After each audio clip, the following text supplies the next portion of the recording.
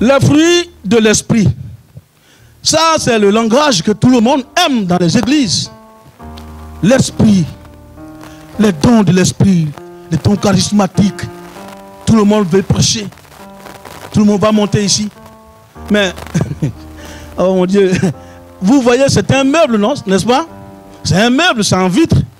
Mais je vais vous poser une question. Quand vous le regardez là, il y a combien de parties qui le constituent ici? 3 parties. Écoute-moi, toi qui viens ici là, parce que Papa Fortuné, il est gentil. Ah, donc, tu viens, il te met sur le pupitre. Mais écoute-moi très bien. Tu vois, ici là, avant de parler des fruits de l'esprit, vous voyez, ça c'est la surface, n'est-ce pas? Et là, c'est quoi? On appelle ça la profondeur ou la barre. Et en bas, on appelle ça le socle. Ça fait 3. Écoutez bien. Vous me suivez? Je peux continuer? Ici, c'est la surface. Là où je suis là, la profondeur. Et là-bas en bas, regardez l'âge de l'Alliance. L'âge de l'Alliance était dans un endroit difficile d'accès. C'était pour les gens qui devaient faire des efforts, n'est-ce pas? Mais dans cet âge de l'Alliance-là, il y a 3 éléments. Écoute-moi très bien. Parce que si vous montez ici avec vos émotions que vos parents vous ont léguées, c'est dangereux. Et moi, je vais vous le dire. Ce matin, nous allons travailler sur des thématiques.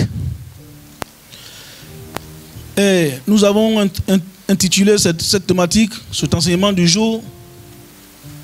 Nous avons dit les fruits de l'esprit et les fruits de la chair. Et d'autre part, nous parlerons, si nous avons un peu de temps, des fruits de la repentance et des fruits de la foi. Les conséquences du fruit de l'esprit et les conséquences du fruit de la chair. Lorsque nous décidons de nous convertir au Seigneur, comme je l'ai dit mercredi dernier, vous devez savoir que l'homme né de femme, sa vie est toujours courte. Job 14 le dit.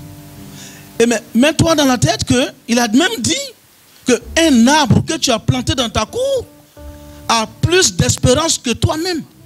Parce qu'il a dit, l'arbre quand on le coupe, quand il pleut, il va pousser. Il va faire des rejetons. Et il nous pose la question, il dit, mais et toi, si tu meurs, est-ce que tu vas pousser? Voilà pourquoi je voudrais attirer ton attention. Je vais attirer ton attention sur cette existence dans laquelle nous sommes. Elle n'est rien d'autre qu'un passage très court. Et c'est pourquoi je voudrais te dire, nos gloires, nos honneurs, nos vanités, nos pouvoirs, nos beautés passeront. Mais ce qui va rester dans le subconscient de l'homme, c'est ce qui le transporte vers les lieux célestes, vers son Père. Qu'est-ce que je ramène là où je suis quitté? Parce que l'homme est d'abord une âme. Et l'âme, c'est la matrice de notre existence. Parce que c'est en elle sont déposées nos émotions. Et puisque les émotions sont déposées dans l'âme, l'âme fait le combat avec le corps qu'on appelle la chair. La chair veut l'assujettir. La chair veut empêcher l'âme d'aller plus loin dans ces lieux matriciels d'où elle est originaire. Donc l'âme doit combattre ces choses-là. Mais tu ne peux pas le faire toi seul. Voilà pourquoi j'ai dit, nous avons 2 personnalités, 2 individus, 2 facteurs dans l'individu qu'il faut gérer. Et c'est pourquoi j'ai pris ces enseignements-là pour que tu puisses comparer ta vie chrétienne. Parce qu'il y a le chrétien. Le chrétien, c'est juste un nom d'emprunt. Nous avons ce nom-là. Mais ce qui fait le chrétien, c'est la chrétienté. Sinon, le chrétien, c'est un nom d'emprunt. Parce que je peux être chrétien par filiation. Je peux être chrétien aussi par habitude. Je peux être chrétien par obligation. Parce que papa et maman vont à l'église. Et comme je dors dans leur canapé, je vais à l'église. Je peux être aussi chrétien parce que j'aime monsieur et monsieur est chrétien. Mais pour le moment, je n'ai aucune conviction de l'existence de Jésus-Christ. Mais par peur de perdre monsieur ou madame, alors je vais à l'église. Ça, c'est ce qu'on appelle les habitudes. Mais pour devenir un véritable chrétien et une véritable chrétienne, il y a un travail à faire. Et ce travail, ce n'est pas un travail parce que je vis en Côte d'Ivoire, dont j'emprunte le caractère d'un Ivoirien, ou je suis Congolais, dont j'emprunte le caractère d'un Congolais. Non. Cette vie, elle-même, elle a son caractère. Et elle-même, elle a sa devise. Et elle-même, elle a son mode de vie. Alléluia. C'est pourquoi je voulais te révéler ce que le Seigneur va nous enseigner dans cet endroit-là, aujourd'hui. Les fruits de l'esprit et les fruits de la chair. Lorsqu'un homme, voici l'illustration que j'ai mis là. Lorsqu'un homme cultive un champ, ou bien un homme va quelque part et dit, je vais prendre un arbre. Et cet arbre-là, quand je vais le prendre, je vais le planter dans ma cour. Ça veut dire que l'homme sait ce qu'il a besoin de cet arbre-là. Alléluia. Quand vous allez acheter une plante, c'est-à-dire un arbre qui pousse comme ça, vous avez déjà une idée de ce que vous allez en faire. Et vous avez déjà une idée de ce que vous attendez de cet arbre. Ça veut dire que vous avez fondé votre espoir sur le résultat de la vie de cet arbre. Alléluia. Alors, maintenant si vous allez, vous payez, vous achetez une petite plante d'un manguier. En temps normal, c'est vrai que tout arbre produit de l'ombre, n'est-ce pas? Mais dans ce contexte-là, l'arbre que vous êtes parti acheter pour planter dans votre cour, ce n'est pas pour qu'il vous donne de l'ombre. Mais cette fois-ci, vous attendez de cet arbre ses fruits. C'est à cause de ses fruits et non à cause de son ombre que vous êtes parti là jeter. Vous avez mis votre dévolu dans son entretien. Vous l'avez arrosé pour qu'il pousse. Et à la période donnée où il doit produire des fruits, vous vous sentirez heureux parce que vos efforts seront récompensés. Alléluia. Mais si vous plantez cet arbre quelque part, et l'enseignement qu'on donne, c'est que le fruit est le résultat d'un travail ou d'un labeur. Le fruit de ton travail, le fruit c'est quelque chose que tu récoltes après avoir travaillé longtemps avec un labeur. Tu as souffert, tu as travaillé, tu as arrosé, tu as mis de la compétence dedans. Donc le fruit que tu dois récolter, c'est le résultat de ton travail, de ta force, de ta souffrance. Donc tu récoltes, tu cueilles ce fruit-là, parce que le fruit est ta récompense. Alléluia. Le fruit est aussi la récolte d'une semence. J'ai semé, alors je récolte en retour. N'est-ce pas? Bien. Alors, et c'est ainsi que l'on a les fruits des arbres, les fruits des entrailles et les fruits de la terre. Nous sommes tous les fruits des entrailles de nos parents. Regardez très bien ce qui va se passer. Ça peut aller? Voilà pourquoi je voudrais attirer ton attention. Parce que, à force de vivre dans un milieu, à force de faire la même chose tout le temps, on perd les raisons de la chose. Et finalement, c'est la mécanique qui se met en place. Et c'est pourquoi les chrétiens vont passer tout le temps à se repentir, parce que la mécanique qui a été mise en place, ils n'ont pas eu le temps d'observer ce qui crée le mal en nous. Alléluia. Donc si à chaque moment on doit se repentir, ça veut dire qu'encore qu'on n'a pas encore pris conscience de ce qui provoque le mal en nous. Alléluia. Bien. Donc, nous sommes les fruits des entrailles de nos parents. Votre mère, votre père vous ont mis au monde. Ils vous ont entretenus. Ils nous ont nettoyés. Ils nous ont mis à l'école. Dites-moi, quelle mère aujourd'hui, de nos jours, je vais écorcher ça un peu, qui ne serait pas content d'être dans les gradins de la finale de la Coupe du Monde et puis voir son fils marquer le but de la victoire. Elle sera tellement fière. Elle va devenir folle de joie. Son père va transpirer de gaieté.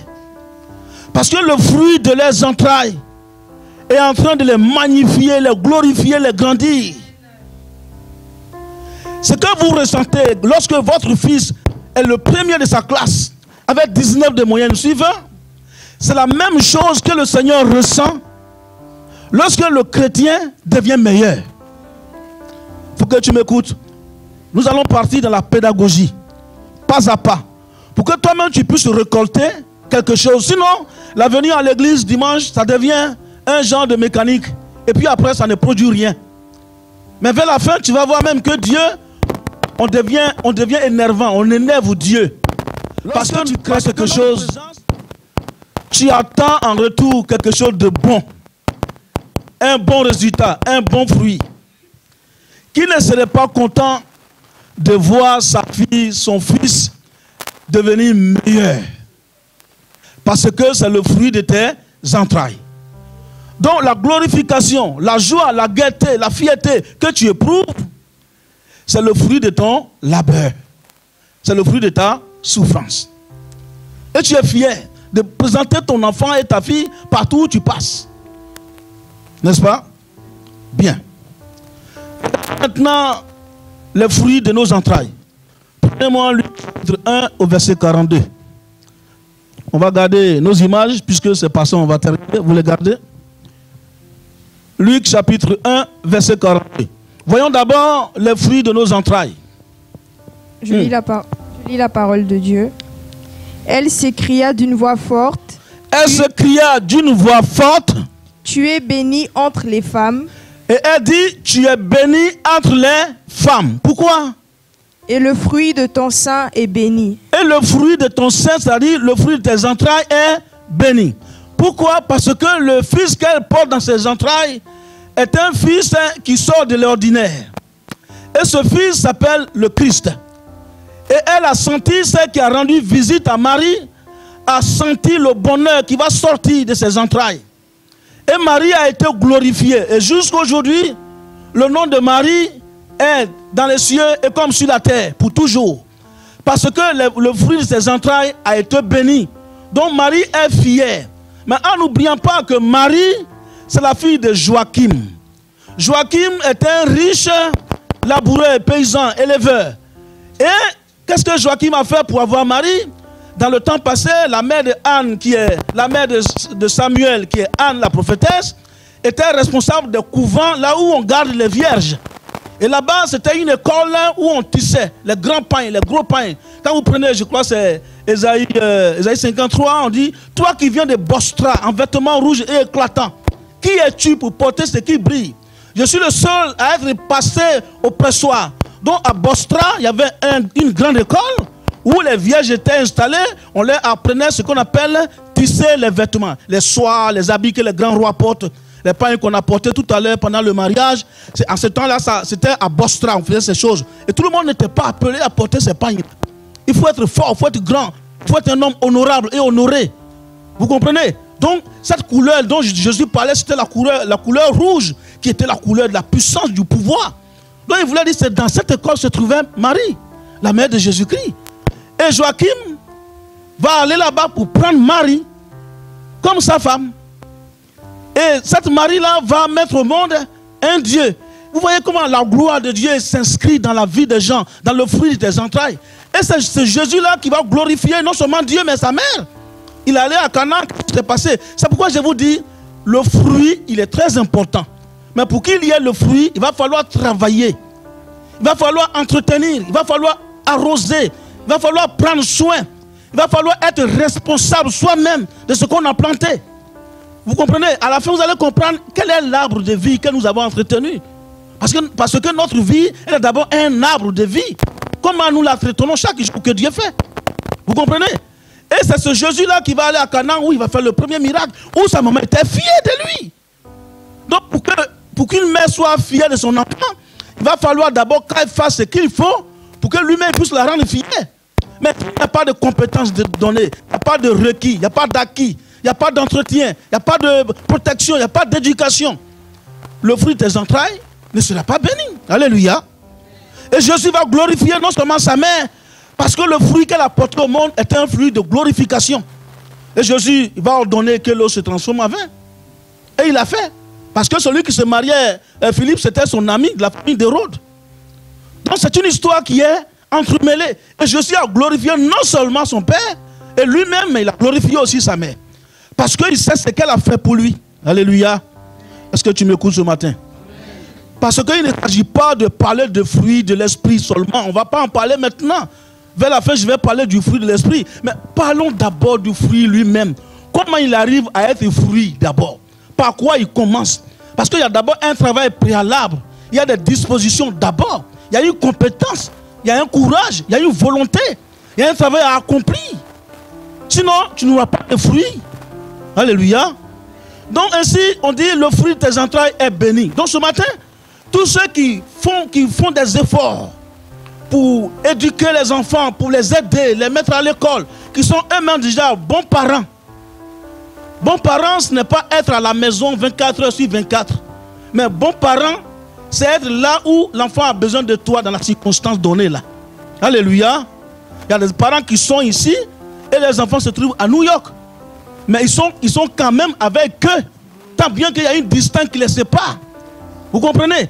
Donc l'éducation n'a pas de distance. Donc pour que le fruit des entrailles soit béni, il va falloir comprendre et mettre en place un travail bien ordonné.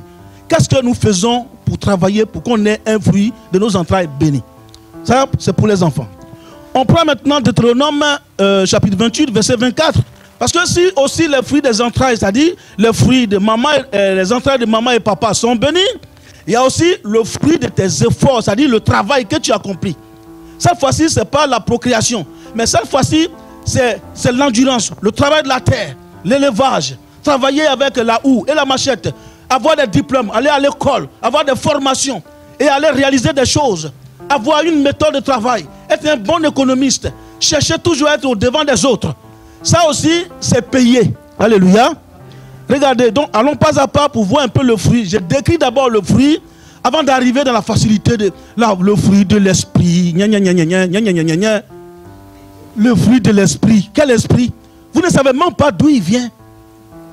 Il n'y a pas le fruit de l'esprit.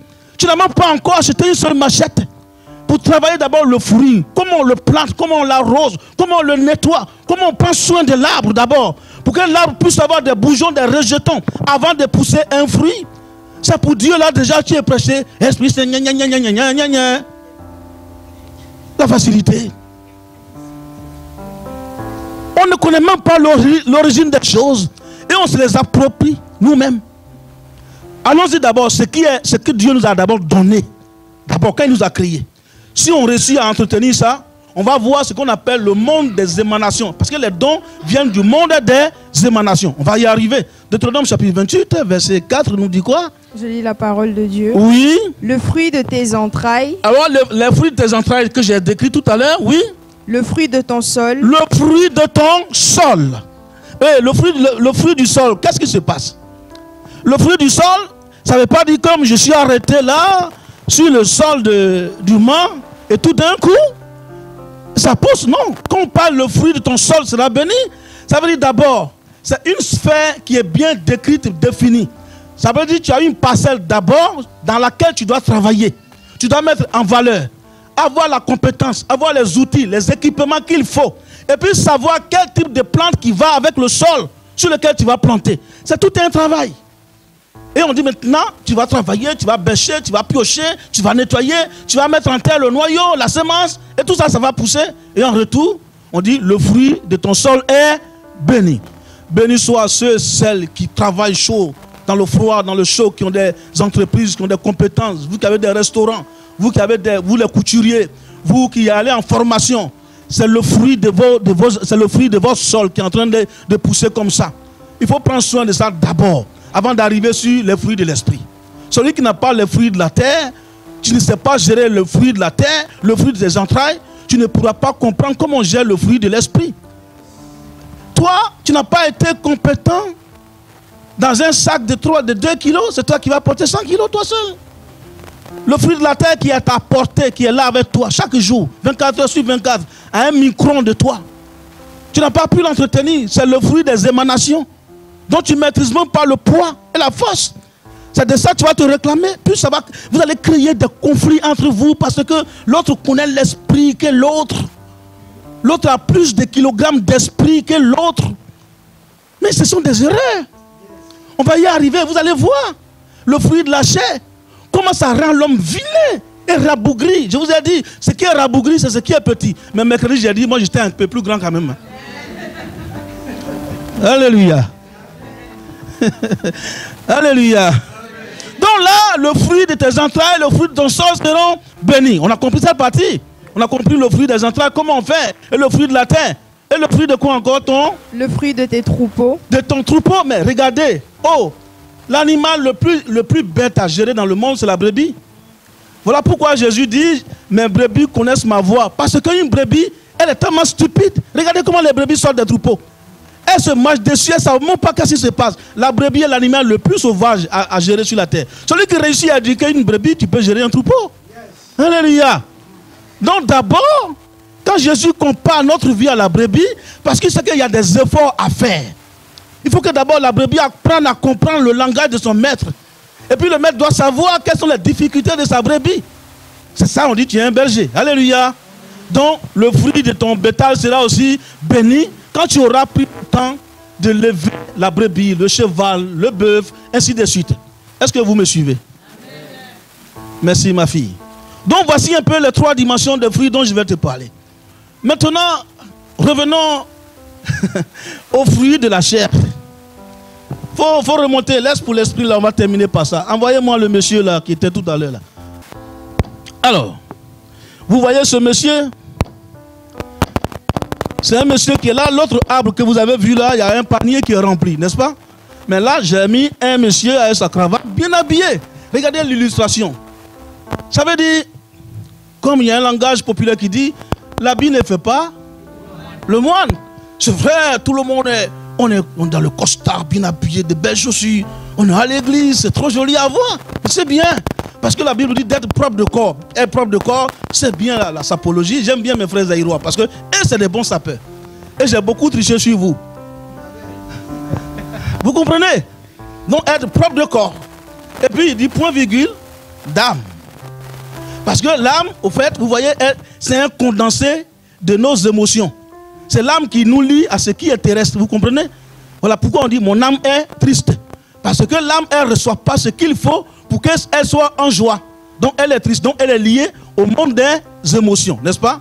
Et après il ajoute et d'esprit. Être propre d'âme, de corps et d'esprit. Parce que l'esprit, c'est celui qui est connecté au monde spirituel. C'est celui-là que Dieu a donné. C'est celui-là que Dieu reprend.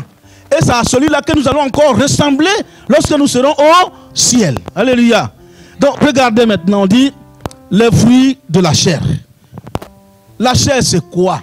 Il faut m'écouter, s'il te plaît. Le papayer, il produit des papayes. Ce sont ses fruits. Quand vous allez au marché, là, il y a un supermarché ici, on appelle Grand Frère. Quand vous allez là-bas, vous avez toutes sortes de fruits. Il y a des braves femmes et des braves hommes qui ont travaillé et qui ont mis ça en valeur et on les achète. N'est-ce pas? Voici le fruit de leur travail, le fruit des arbres. Mais là, on nous parle le fruit de la chair. Le fruit de la chair, comment ça se passe? Mon frère, écoute-moi. Le fruit de la chair, c'est le résultat de tout ce que notre corps, notre mentalité produisent. C'est lié à notre mode de vie. Le fruit de la chair, c'est le résultat de nos caractères, de nos comportements, de nos mentalités et de nos attitudes dans un milieu bien donné. Parce que la chair, qu'est-ce qui se passe en elle? Le fruit de la chair aussi, c'est le résultat de quelqu'un qui est tant bien à l'église. Est-ce que vous me comprenez? Suivez-moi très bien. Le fruit de la chair, c'est le résultat de la vie de quelqu'un, d'un individu tant bien chrétien et chrétienne, assis matin, midi, soir dans une église, qui écoute les prédications, les enseignements, mais dont la vie ne correspond pas à la valeur que le Seigneur nous a laissée. Ce qu'on appelle les valeurs cardinales ou les valeurs chrétiennes. Vous comprenez? Mais tu es dans une église. Tu es là en entier. Tu es papa, tu es maman, tu es fidèle, tu es frère. Tu fais 1m95, tu fais 1m30. Vous êtes tous à l'église. Mais là, les fruits de la chair, c'est que malgré le temps que tu passes dans l'église, le Saint-Esprit et toi, vous êtes en inimitié. C'est-à-dire qu'il n'y a pas d'amitié entre toi et le Saint-Esprit parce que tu vas de travers. Et ce que le Saint-Esprit dit, tu deviens imperméable. Comme j'ai dit mercredi, il y a des chrétiens qui ont les ailes, les plumes du canard. Parce que le canard, lorsqu'il pleut, c'est vrai, il est dehors, il pleut sur lui. Mais le problème, c'est que la pluie ne touche pas sa chair. Et lorsque la pluie cesse, il remue ses plumes, il part. Donc il y a des chrétiens qui ont la caractéristique des plumes du canard. Donc, tout ce qui est valeur morale, valeur spirituelle, valeur chrétienne, valeur biblique, ces choses-là glissent sur leur peau. Cependant, ils sont là à tous les cultes. Donc, ils ne produisent rien. Maintenant, je vais vous détailler les éléments qui font les fruits de la chair. Regardez, on nous dit, suivez très bien, on dit, c'est des petits éléments, on appelle ça en psycho-anthropologie. C'est un gros mot, mais je vais expliquer terre à terre. La psycho-anthropologie, c'est ce qui étudie le comportement de l'homme quand Dieu l'a créé. La psycho-anthropologie. Et le défaut, les erreurs, les éléments, regardez bien, ces éléments-là font partie des pronoms personnels. Et on les utilise pour conjuguer des verbes. Le verbe partir au présent de l'indicatif à la première personne, c'est quoi? Je pars, n'est-ce pas? Regardez, on dit je pars. En psycho-anthropologie, ces jeux que vous voyez dans les conjugaisons là sont très dangereux en matière de valeurs chrétiennes. Donc, ce sont ces éléments qui nourrissent ce qu'on appelle les fruits de la chair. Pourquoi? Parce qu'un chrétien qui est dans un milieu chrétien, un milieu spirituel, il a besoin de quoi? Voici ce dont il a besoin. Quand maman nous a mis au monde, on a deux niveaux. On a l'individu, Évariste, papa Évariste, pasteur Évariste, est un individu. On dit, j'ai trouvé un individu en train de passer. Suivez-moi très bien. Pour éviter de tomber en transe, parler le charabia. Et puis après, dès qu'on te trouve, il faut que tu m'écoutes. Ce que je vais te décrire là, toi-même tu vas comprendre ta part dedans. Suis-moi très bien. Parce qu'il y a des vieux chrétiens et des vieilles chrétiennes par motif d'habitude. Mais ce qu'on veut, on veut des chrétiens renouvelés. C'est ça qui est important. Donc la psycho-anthropologie utilise les pronoms personnels. Je vais t'expliquer. Dans une communauté, ce qui est dangereux, qui produit le fruit de la chair, c'est quand à chaque moment tu dis, moi je veux pas ça. Moi, je veux pas qu'on me parle ainsi. Moi, j'ai ma manière de voir. Moi, je suis fils de temps. Moi, en fait, ce sont ces choses-là qui empoisonnent notre arbre pour qu'il ne produise pas les fruits de l'esprit. Donc, dans un milieu, tant qu'il y aura moi, toi tu n'es rien, moi, en fait, ça tue la chose de Dieu en toi. Donc, du coup, l'arbre, ton panier est assis là. Quand l'année passe, il n'y a rien dedans. Parce que tu n'as pas travaillé la chose qui peut produire de bons fruits. Vous êtes là? Vous êtes là? Et on nous dit, les fruits de la chair,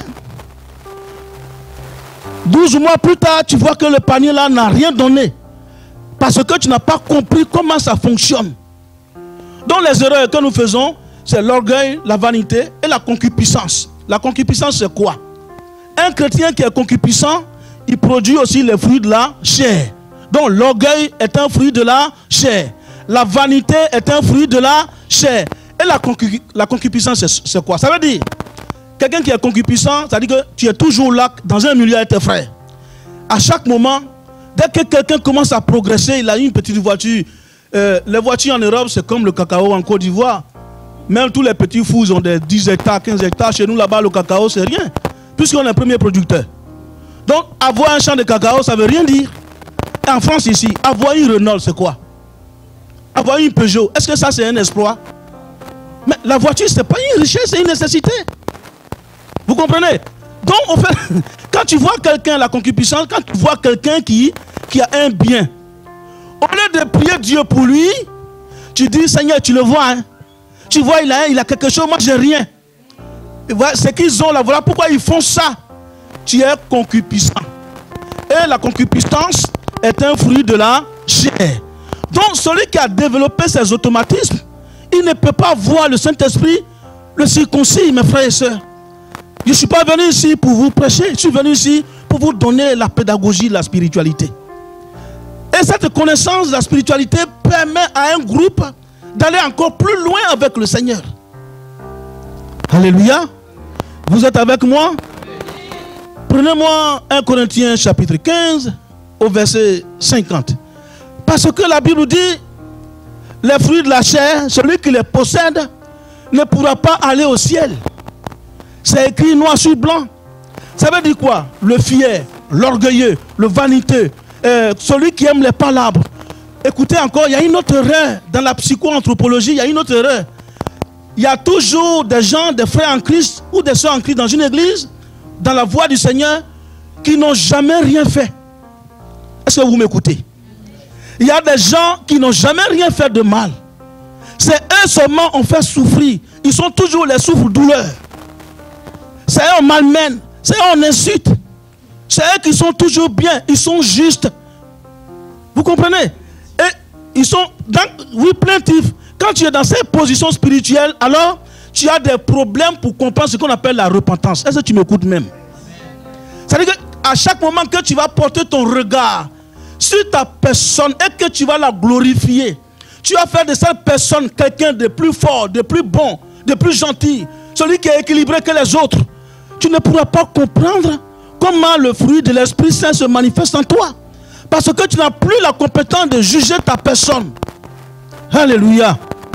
Et c'est ça qui fait que l'église, souvent, ça ne marche pas. Parce qu'il y a des gens qui refusent la défaite. Mais pourtant, dans la vie, pour aller dans la victoire, il faut d'abord accepter une défaite un jour. C'est celui qui échoue, qui comprend la douleur et qui cherche à aller dans la victoire. Alléluia. Prenez-moi 1 Corinthiens chapitre 15, verset 50, pour vous dire nos comportements, nos gloires, nos honneurs, nos vanités, nos biens, nos caractères. Et le danger, tu vas lire ma fille, le danger même qu'il faut éviter, ce sont les personnalités. Hey, je vous ai parlé de deux types de personnes. Nous avons des individus. L'individu, c'est celui qui est né de sa maman et de son papa. Il s'appelle Victor, tu t'appelles Madeleine. Alléluia. Et puis, à un moment dedans, tu grandis, tu nais, tu deviens, tu as une maîtrise, tu as un doctorat, tu es agrégé, tu as l'argent, tu es populaire, tu es une star. Voici les personnalités. Écoute-moi très bien. Et ces personnalités viennent se greffer sur ton individu. C'est-à-dire que sur Alain. Alain est un individu. Donc tout ce que je viens de citer, ça vient se greffer. Ce sont des choses qu'on croise dans le monde. Dans le monde où nous sommes nés, dans l'environnement où on évolue. Et ces choses-là viennent se greffer. Mais le danger, c'est quoi? Le danger, c'est de laisser ces choses-là nous prendre en otage. Et puis notre individu devient obsolète. Il est victime de toute cette gloire passagère. Et le chrétien, il meurt, il ne s'en rend pas compte. Il tient compte de sa personnalité. Et dans sa personnalité, il n'arrive plus à se repentir. Et là, en ce moment-là, les éléments de la psycho-anthropologie se mettent en place. C'est moi, je suis agrégé, je suis un docteur, j'ai ceci, j'ai cela. Et quand le Seigneur regarde tout ça, il a dit, ce temple-là, je vais le détruire. Je vais casser, briser les fondations et les fondements de ce temple. Et moi, Jésus, je vais le rebâtir avec les vrais fondements divins. C'est ça le problème. Alléluia. Écoute-moi. Il y a des gens qui sont victimes aussi parce qu'ils ne savent pas faire la lecture de leur personnalité. Ils n'ont jamais eu la force de savoir qui je suis. Tous les matins, mettez-vous devant le miroir. Moi, un jour, je me suis plaint. J'ai dit, mais c'est pas possible. Tu es en 4e encore, tu n'es pas encore grand. Tu as quel problème, toi? Et je me lamentais, oh, mais grandis un peu, petit. Et puis, je sors, je regarde. En ce moment, mon papa vivait. Je vois mon père. Et mon père, il est petit. Et il y a une voix qui me dit, mais si tu grandis, c'est que tu n'es pas le fils de ton père. Parce que tu es le fruit des entrailles de ton père. Je ne sais pas dire, Robert, il n'est pas grand, mon petit, il est petit. Donc, contente-toi de ce que ton père t'a légué. Soyez content de ce que Dieu vous a donné. Alléluia. 1 Corinthiens 15, 50 nous dit, C'est pour laisser tomber les artificiels pervers. Vous allez comprendre. Oui, vas-y ma fille, il nous dit quoi? Ce que je dis, frère, Ce que moi, Saint Paul, je dis, papa, pasteur, c'est que la chair et le sang ne peuvent hériter le papa, royaume de Dieu. Saint Paul dit, moi, Saint Paul, ce que je dis à l'église, c'est que l'église doit noter que ni la chair, oubliez ce corps. Parce que ce corps, il a des plaisirs. Y compris les plaisirs du corps. Vous comprenez? Il y a des gens qui disent, je suis comme ça. Mais non, tu n'es pas comme ça. Je vais vous choquer, je suis désolé. Mais quel est ce type de chrétien? Écoutez-moi, ce chrétien-là, mais il y a un temps pour tout. Je suis désolé les mamans. Quel est ce chrétien, cet homme de Dieu qui est tout le temps en train de chercher femme matin, 24 heures, femme midi, femme 15 heures, femme. Tu as quel temps pour méditer la parole de Dieu? Tu as quel temps? Tu es épuisé. Tu ne peux pas aller avec une femme du lundi au lundi, mais tu es malade. Soigne-toi, ce n'est pas possible. Saint Paul dit en Corinthiens chapitre 7, il dit, il y a un temps pour ça et vaquer à la prière. Mais comment vous pouvez passer le temps du lundi au lundi en train de faire des plongeons? Vous avez quel problème? Et avec ça, la vérité de Dieu vous passe par-dessus. Parce qu'il y a une autre vérité qui s'est substituée à ça. Oh, je vais te choquer, c'est comme ça. Il faut que tu comprennes que ta vie spirituelle a besoin d'un diagnostic. Vous comprenez? Et il ne s'agit pas de l'écouter. Arrivé à la maison, ce soir, tu prends ton calepin, puis il faut noter les choses qui t'affaiblissent, les choses qui te retardent, qui te mettent en retard, les choses qui ralentissent ton parcours. Je parle de toi, toi qui nous as rendu visite ce matin. Il y a un temps pour toi aussi. Le Seigneur te tend la main. Parce qu'il y a de belles choses que tu n'as pas encore accomplies. Il va t'aider à les accomplir. Vous comprenez? Et toi qui es l'ancien, mais tu ne peux pas être ancien pour toujours et ne rien gagner. Un ancien a quand même une référence. Mais quel est cet ancien pour qui on ne prend jamais d'exemple? Sur qui on ne copie pas. Parce qu'on se méfie de lui, on dit, oh, il y a des anciens frères et sœurs qui ont le comportement du dragon de Komodo. Je vais vous expliquer. Le dragon de Komodo, qu'est-ce qu'il fait? Il est petit comme ça, mais c'est lui qui tue les buffles. Qu'est-ce qu'il fait? Parce que sa salive est tellement dangereuse, elle est mortelle. Qu'est-ce qu'il fait? Il se met quelque part, puis il attend le buffle. Et un buffle fait peser 1 tonne. Et puis il vient, il mord ses tendons, puis il court, il s'en va. Et puis il se met à l'affût, puis il regarde comment sa mise à mort lente va se manifester. Et lorsqu'il meurt, il vient maintenant pour le dévorer avec son équipe. Je prie pour toi, pour que tu ne sois pas un dragon de Komodo. Que tu ne mordes pas tes frères et sœurs, qu'ils meurent, et que tu vas dire, oh, Dieu les a châtiés. Dieu ne châtie personne. Celui qui prononce ce genre de choses ne pourra pas aller au ciel. Laisse, tu m'écoutes un peu. Les fruits de la chair, c'est ça. C'est souhaiter toujours le malheur des autres. Pour dire, j'avais dit ça, c'est parce qu'ils m'ont offensé. Non, c'est pas parce qu'ils t'ont offensé que Dieu ne tue personne. Nous mourrons à cause de nos péchés. Alléluia. Lis ma fille. Saint Paul dit quoi? Ni la chair. Et que la corruption n'hérite pas l'incorruptibilité. Mais c'est comme ça. Merci. Alors maintenant, je vais continuer pour dire à mes dernières. Vous allez voir que tout arbre que vous plantez dans votre cour, vous attendez de lui quelque chose. N'est-ce pas? Mais quel est ce garçon qui va à l'école tous les jours? L'école va appeler son père ou sa mère. Ton enfant est à la police, il a giflé le principal, il a frappé le professeur, il a blessé, il a arraché la dent d'un élève. Tous les jours où tu es parti, quel est ce père? Est-ce qu'il sera content? Il va râler tous les jours à la maison. Il va dire, mais tu es quel type d'enfant que j'ai mis au monde? Les Africains, qu'est-ce qu'ils font quand ils sont fâchés avec les enfants? Ils les déportent au pays. Oui, c'est bien, envoyez-moi vos enfants là-bas aussi. Je vais les amener au champ. Ils vont travailler 2 hectares de café cacao avec la machette. Ils vont voir comment ça fait mal au dos. Ils vont voir comment la pomme va devenir dure, les ampoules vont pousser. Ils vont manger des racines pendant au moins tous les jours. Il n'y a pas de repas. C'est un repas par jour. Et puis il n'y a pas de goûter. Quand ils vont faire 1 an avec moi là-bas, ils vont revenir ici, ils seront des enfants sages. On n'a même pas besoin. On n'aura pas besoin de prier pour eux. On n'aura pas besoin de prier pour vous les enfants. Moi je vais vous aider, je vais laisser la prière tomber. Je vais vous envoyer au campement, vous allez voir. Vous allez parcourir des kilomètres pour aller au champ. Vous allez escalader des collines. Vous allez porter des cuvettes d'eau sur votre tête.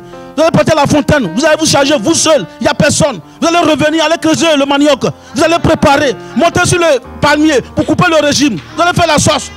Vous n'aurez rien dans la sauce. Vous allez chercher des champignons. Pour mettre la sauce, vous allez manger. Et quand vous allez revenir de là-bas, vous serez de bons élèves à l'école. Alléluia.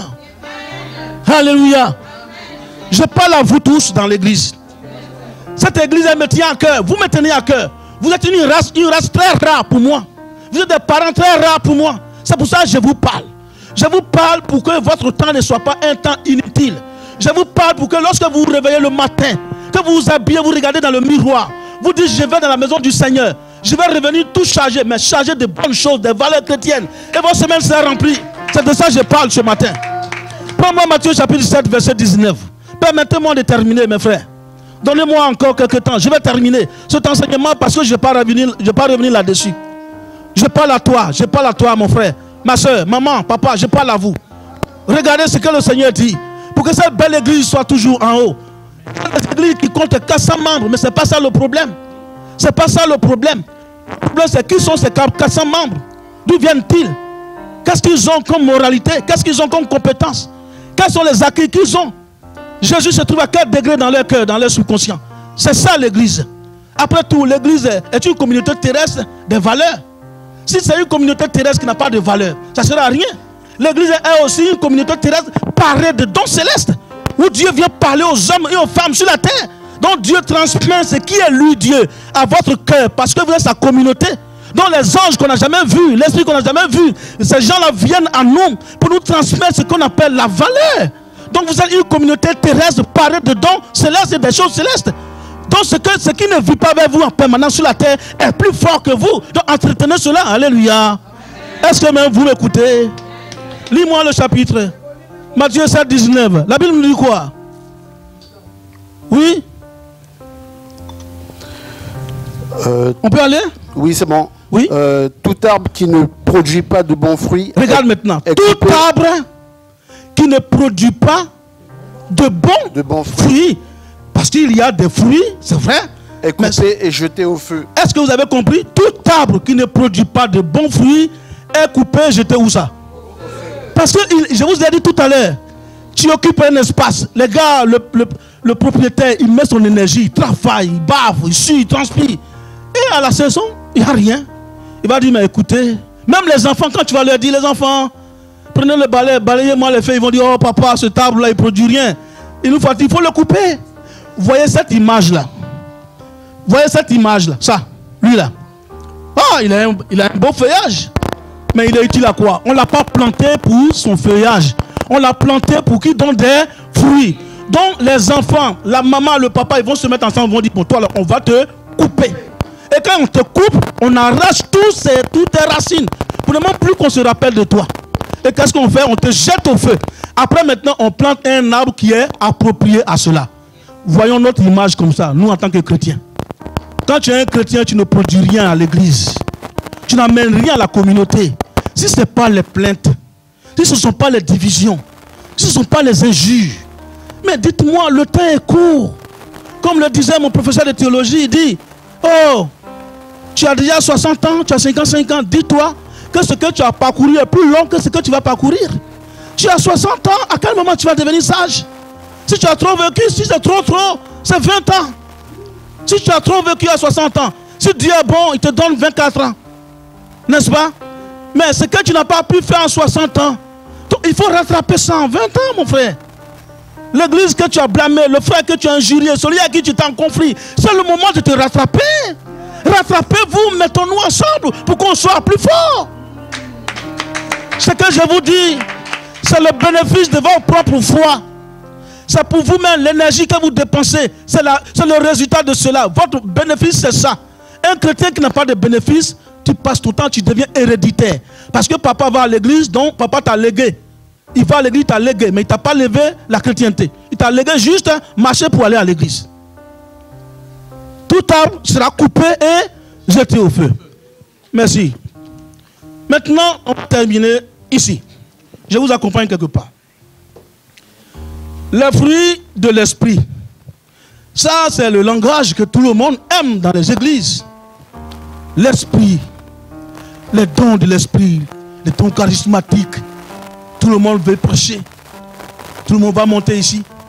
Mais, oh mon Dieu, vous voyez, c'est un meuble, non? N'est-ce pas? C'est un meuble, c'est en vitre. Mais je vais vous poser une question. Quand vous le regardez là, il y a combien de parties qui le constituent ici? 3 parties. Écoute-moi, toi qui viens ici là, parce que bon, Papa Fortuné, il est gentil. Ah, donc, tu viens, il te met sur le pupitre. Mais écoute-moi très bien. Tu vois, ici, là, avant de parler des fruits de l'esprit, vous voyez, ça, c'est la surface, n'est-ce pas? Et là, c'est quoi? On appelle ça la profondeur. Ou la barre. Et en bas, on appelle ça le socle. Ça fait 3. Écoutez bien. Vous me suivez? Je peux continuer? Ici, c'est la surface. Là où je suis là, la profondeur. Et là-bas en bas, regardez l'âge de l'alliance. L'âge de l'alliance était dans un endroit difficile d'accès. C'était pour les gens qui devaient faire des efforts, n'est-ce pas? Mais dans cet âge de l'alliance là, il y a 3 éléments. Écoute-moi très bien. Parce que si vous montez ici avec vos émotions que vos parents vous ont léguées, c'est dangereux. Et moi je vais vous le dire. Nous on veut venir ici pour célébrer des mariages, des sorties d'enfants, des baptêmes. On veut célébrer des gens qui ont beaucoup d'argent pour payer nos billets d'avion. C'est cela nous on veut célébrer. Mais écoute-moi très bien. Je viens. Maintenant ici là, quand tu te lèves toi-même, tu viens ici, dans ce tabernacle, dans cet âge de l'alliance là, il y a 3 éléments dedans. En ce temps, le pupitre n'était pas encore là. Il y a d'abord le rameau reverdi d'Aaron. Je m'en vais vers la fin de mon enseignement. Parce que je vais terminer par les fruits de l'esprit. Comme nous tous, on aime l'esprit. On aime les dons. On aime jouer le rôle. Mais on veut faire tout ça en dehors du Christ. Tu comprends? Donc, il y a le bâton revêtu d'Aaron. Pourquoi? Parce que les enfants d'Israël, à un moment donné, Moïse était devenu leur copain. Ils jouaient avec lui, ils s'amusaient. Myriam, parce qu'elle est la sœur de Aaron. Parce que Éléazar, ils sont les grands frères d'Aaron, qu'on appelle de Moïse. Donc, qu'est-ce qui va se passer? Comme ils bataillaient sur le rôle à jouer dans cette communauté nomade, l'autre se réclamait la paternité du pouvoir de Dieu.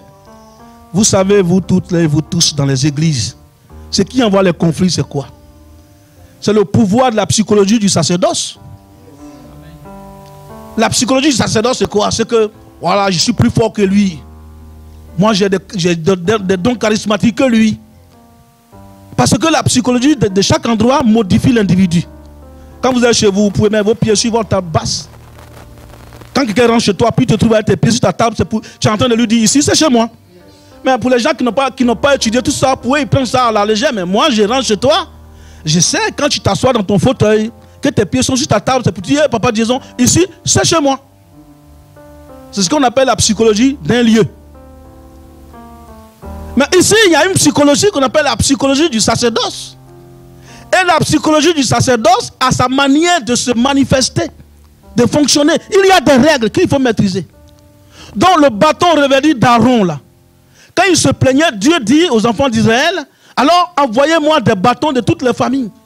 Département des appelés, département de la chorale, département des commandos, département des évangélistes, département des mamans, la bagarre. C'est moi qui suis l'héritier, c'est moi qui suis auprès du pasteur, c'est moi, ainsi de suite. Et tout ça là. Et puis bon, Dieu dit, bon, dis-leur de m'envoyer les bâtons. Et déposer les bâtons au pied de la tente d'assignation. Reviens, le bâton qui poussera des bourgeons, c'est celui-là qui sera le commandant, c'est lui qui sera le chef. Ça veut dire quoi? Ça veut dire ici, Dieu te donne d'abord des outils, des compétences spirituelles. Je ne parle pas, parce que quand on va arriver dans la vérité, le mercredi, on parlera de la vérité intellectuelle. Pourtant, ce n'est pas ça qui est le problème dans les églises. Oh, béni soit Papa Kama Emmanuel qui disait le ginosko et l'épiginosko. Parce qu'il y a des gens qui ont la connaissance superficielle de Dieu. Et puis il y a ceux qui ont la connaissance intellectuelle. Et il nous a parlé de Yada, du Oïda. Il y a des gens qui sont dans l'intimité avec Dieu. Ceux qui sont dans l'intimité avec Dieu, c'est leur bâton qui fleurit. C'est cela que Dieu prend pour en faire des chefs dans son église. Donc ici, là, c'est celui qui vient ici, c'est celui dont la vie chrétienne pousse des bourgeons en moralité, en savoir-faire, en compétence, en gentillesse, en hospitalité, en pardon, en miséricorde, en amour. C'est celui-là qui vient ici. Mais tu ne peux pas venir ici si ton bâton qui est en toi, il est cabossé. Il est plein de toiles d'araignée, il ne pousse même pas. Mais malgré ça, tu veux prendre ce bâton handicapé, toi-même handicapé.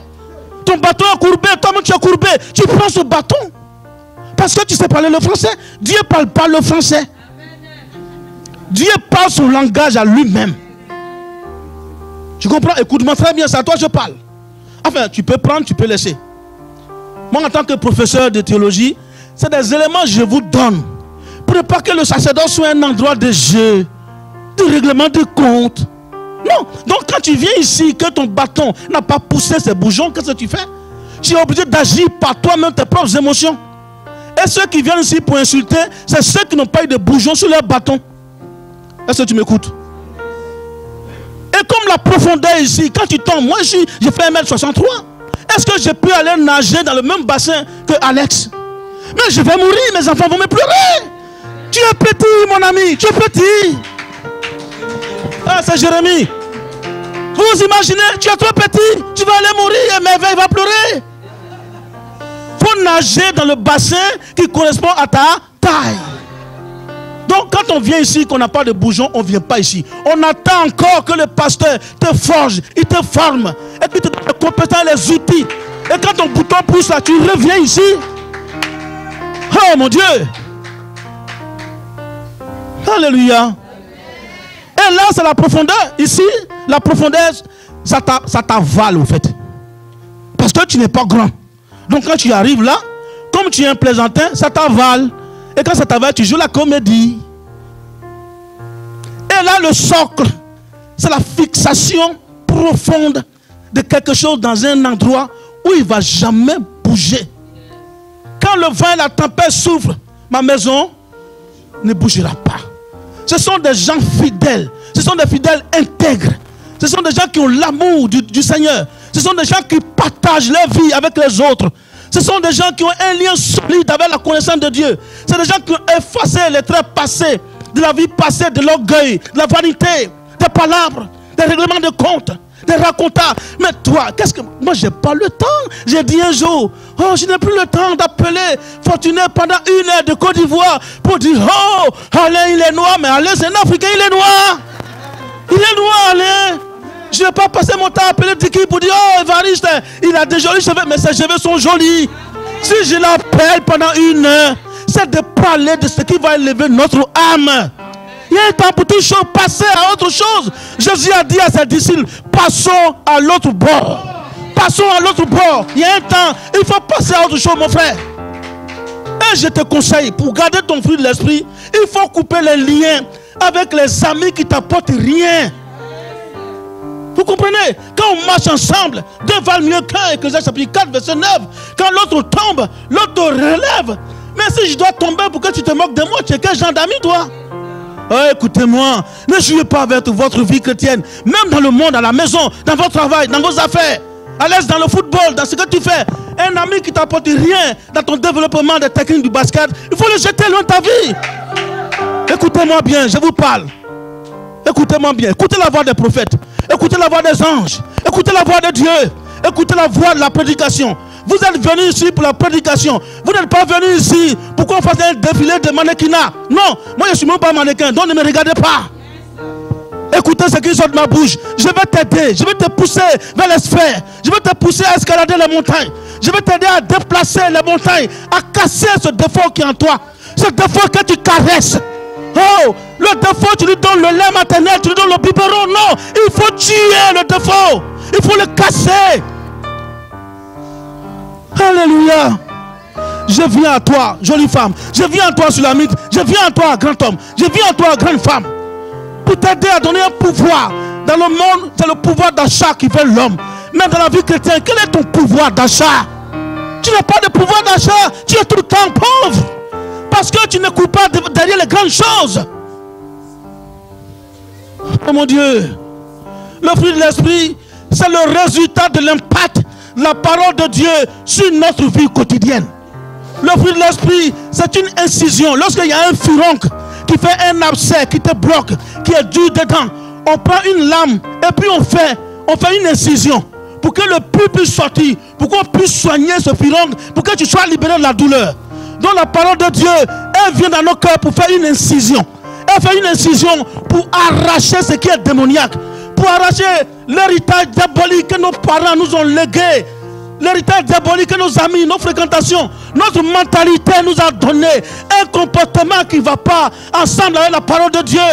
Donc la parole de Dieu vient, elle prend sa lame, la lame de l'Esprit de Dieu, la lame de la parole, c'est le Saint-Esprit. Le Saint-Esprit vient, il va inciser les filons qui sont dans nos cœurs, nos corps, pour les enlever les abcès, pour que nous soyons guéris de ces poisons de pus qui empoisonnent nos mentalités et nos manières de vivre. Dieu a besoin de notre âme. Dieu n'a pas besoin d'un corps biodégradable. Il n'en a rien à faire avec. Au ciel, on n'ira pas là-bas avec ce bloc de chair. Est-ce que tu m'écoutes? Alléluia. Prends-moi Hébreux chapitre 4, 12. Il me reste 5 minutes, je vais arrêter. Hébreux chapitre 4, verset 12. On se dépêche s'il vous plaît. On y va rapidement. Car la parole de Dieu... En effet, la parole de Dieu est vivante. Elle est vivante. Efficace. Efficace. Plus tranchante. Plus sépare âme et esprit. Jointure et moelle. On va donner-moi 2 minutes. Attends un instant. On dit ici, maintenant, je vous parle des fruits de l'esprit. Il parle pénétrant jusqu'à partager âme. Est-ce que vous voyez ce que la parole de Dieu fait sur vous pour qu'on ait le fruit de l'esprit? Pourquoi il partage âme et esprit? Parce que les deux sont différentes. Je vous ai dit, l'âme, c'est celle qui est liée au monde émotionnel. C'est l'âme qui nous transmet la tristesse, la pitié, l'inquiétude, l'agacement, nos fiertés, tout ça. C'est l'âme qui va être grande. Donc elle est liée au corps matériel, n'est-ce pas? Et puis, donc Dieu dit, sa parole va séparer ce qui est lié au monde matériel. Là. Et vous voyez, les plus dangereux dans le monde, ceux qui sont dans cette science-là, moi j'appelle, ce sont les politiciens. Moi j'appelle les sciences-là la science des hypocrites. Un politicien, il sait qu'il ne t'a jamais aimé. Mais il faut le voir le jour où tu perds quelqu'un. Et on dit les partis politiques vont venir souhaiter présenter condoléances à leurs frères. Oh, c'est là que tu vas voir que ces gens-là, ils sont dangereux. Ils sont dangereux. Ils vont venir, c'est là, ils vont penser, Fortuné, c'était un grand ami. C'était un homme d'État qui a une lecture de la société, qui sait gérer, qui comprend ce que c'est la nation, la science des hypocrites, la politique. Et toi là, pour ne pas que tu leur ressembles, la parole de Dieu dit, elle va séparer ton âme là. Celle qui reçoit ces gens d'émotions et puis qui les transmet. Le jour où on va saluer quelqu'un, on va le féliciter. C'est l'âme qui fait tout ça. Donc Dieu dit, il va la séparer parce qu'elle va contaminer l'esprit. L'esprit, c'est le monde spirituel, là où Dieu vit. C'est l'image de Dieu, parce que c'est ce que Dieu nous a transféré. Vous comprenez? Donc il va la séparer pour que ton esprit soit imprégné de la parole. Mais s'il enlève l'âme aussi, il ne va pas la laisser comme ça. Il va la travailler. Il va la changer. Il va mettre de l'eau javel dessus pour enlever les taches. Et puis, jointure. Oh! Prenez un couteau, puis venez couper vos articulations. Vous allez voir ce que ça fait. Ça fait mal. Mais il dit, lui, la parole va séparer tout ça. Donc, pour que la parole s'asseye en toi, là, oh, écoutez-moi, je vais terminer. Pour que la parole soit assise en toi, ça fait mal. Parce qu'on doit séparer tes articulations. Tu as ressenti la douleur d'abandon de ce que tu es, de ton orgueil, ta vanité, ta manière de vivre, tes diplômes. La parole de Dieu vient, puis elle sépare tout ça, ça te fait mal. Et quand tu as mal, la parole s'assoit en toi. À ce moment-là, tu deviens chrétien. Alléluia. Merci, on ne va pas trop lire ça. On va avancer. J'ai terminé, papa. J'ai terminé bientôt. Je termine par... Prenez-moi... On va terminer par le fruit de la repentance. Et puis j'arrête là. N'est-ce pas? Alléluia. Vous êtes avec moi? Ça, vous n'allez pas le lire. Vous allez garder ça pour vous à la maison. Vous allez prendre Luc chapitre 15, verset 18. Je vais terminer. Ce qui fait que le fruit de l'esprit tarde à venir dans notre vie. Regardez bien. Alain, si, non, vous n'allez pas lire, vous allez garder parce que j'ai déjà fini. Si tu insultes par exemple le grand frère Dicky, tu lui parles très mal, n'est-ce pas? Et puis, tout le monde est venu, il se plaint quelque part, puis tu dis, bon, je vais réparer ce que j'ai fait. Tu vas te repentir, non, devant lui, non? N'est-ce pas? Mais il faut que tu écoutes. Je vais terminer. Il y a deux types de repentance, deux facteurs. Pour obtenir le pardon, il y a deux facteurs. Regardez. Le premier facteur de la repentance, on appelle ça la repentance par attrition. Repentance par attrition, ça veut dire quoi? Ça veut dire, c'est quelqu'un qui a fait du mal, il sait. Mais il n'est pas prêt à laisser, à demander pardon. Ou bien il demande pardon par peur de réprimande. Vous comprenez? Donc, il le fait malgré lui-même. Parce que son orgueil lui dit, mais toi, il ne faut pas lui demander pardon. Lui, il est qui pour que tu lui demandes pardon? Mais comme l'assemblée est là, est-ce que vous suivez, s'il vous plaît? Est-ce que vous suivez, s'il vous plaît? J'ai déjà terminé. Comme l'assemblée est là, et tout le monde le regarde, qu'est-ce qu'il fait? Tu vas aller quand même pour lui dire, je te demande pardon. Mais la chose, tu ne veux pas lâcher ça. Parce que ça te fait mal que tu puisses demander pardon à quelqu'un. Présenter tes excuses à quelqu'un. Donc tu le fais par attrition. Vous comprenez? Par peur d'avoir une réaction contraire à ce que tu fais. Donc je vais quand même lui demander pardon par attrition. Donc dans les églises, on fait des repentances par attrition, par peur que Dieu nous corrige. Mais la meilleure des repentances, dans laquelle se trouvent les fruits de l'esprit, où notre vie prospère, c'est la repentance par contrition. Se repentir par contrition, c'est le fait de ressentir la douleur quand j'ai fait du mal. Je sais que la chose me fait très mal. Et je suis malheureux, je suis mal à l'aise, je suis gêné, je maigris même pour ça. Donc je demande pardon à Dieu en pleurant, en me jetant par terre. C'est pour ça que Somme 51, 19 dit, Dieu ne dédaigne pas un cœur contrit et brisé. Et cette manière de se repentir crée dans ta vie la présence active. Et le Saint-Esprit vient s'asseoir. Parce que lorsque tu es brisé, c'est le Saint-Esprit qui prend le contrôle. Ce matin, pour la première partie de mon enseignement, les fruits de l'esprit et les fruits de la chair sont diamétralement opposés. Et ce que Dieu veut, c'est que le chrétien produise les fruits de l'esprit. Quand tu pars chez toi tout de suite là, aujourd'hui et demain, prends la glace tous les matins, et puis regarde-toi, puis tu dis, je dois produire les fruits de l'esprit. Je dois produire les fruits de l'esprit. Et chaque jour, il faut noter quel type de fruits tu as produit de ce soir jusqu'à dimanche prochain. Pour que ta personnalité, ton individu soit changé. Toi aussi qui as fui l'église, parce que on t'aurait blessé, tu n'as rien compris. Il faut revenir. Toi aussi qui ne parles pas à l'autre, parce qu'il t'aura blessé, tu es en train de te condamner. Tu es en train de te condamner, tu es en train de te tuer. Vous comprenez? Donc revenez à Dieu par les fruits de l'esprit. Ce matin, je vous bénis. Et si Dieu le veut, à la prochaine. Shalom. Hein?